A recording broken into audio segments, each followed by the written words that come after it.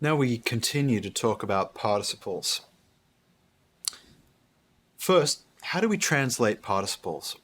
Well, actually, when you get to an intermediate level of Greek, you'll see that there are a number of different ways that participles can be translated and perhaps should be translated.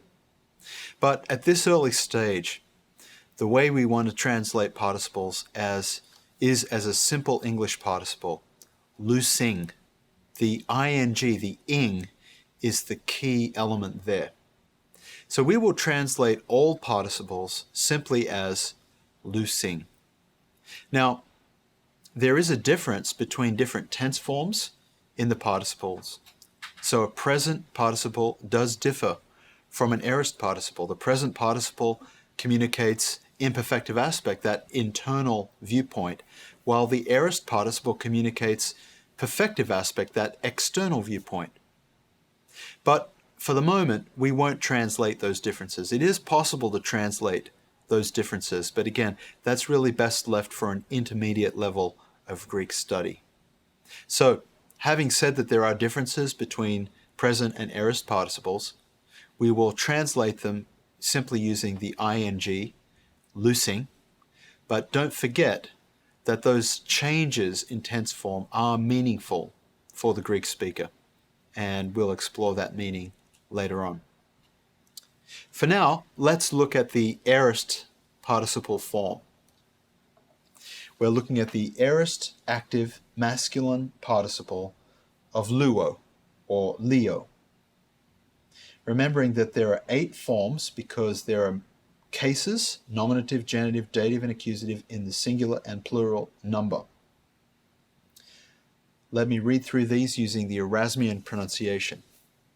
Lusas, lusantos, lusanti, lusanta, lusantes, lusanton, lusasin, lusantas.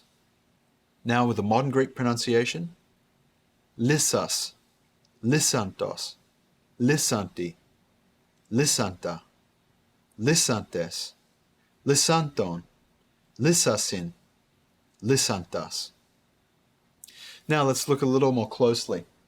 You'll see a number of similarities with these endings when compared to the present active masculine participle. There are some differences, but the pattern should be clear. However, what makes these distinctly aorist participles is the presence of the sigma and the alpha, especially the sigma. But we see this sigma alpha running through all these forms. Lissas, lissantos. So it should be immediately obvious that you are looking at an aorist participle as opposed to a present participle because of that sa within these endings. It should also be clear once you know these endings that you are looking at a participle.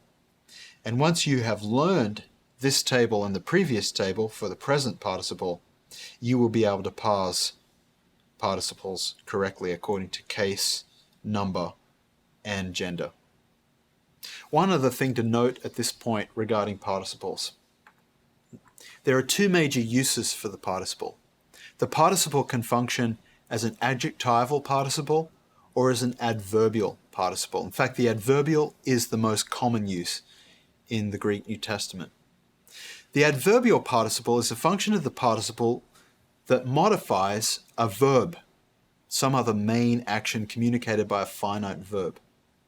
So, for example, if I say in English, the man walked, sweating all the way, walked would be the main finite verb, while sweating would be the participle modifying that action. So how did he walk, or how is his walk characterized? It's characterized by sweating. The man walked sweating all the way. That's an adverbial use of the participle. An adjectival use of the participle is when the participle modifies a noun. So you might have the running man. In that instance, the participle is running, and it's modifying the noun, which is man. So we learn something more about the man.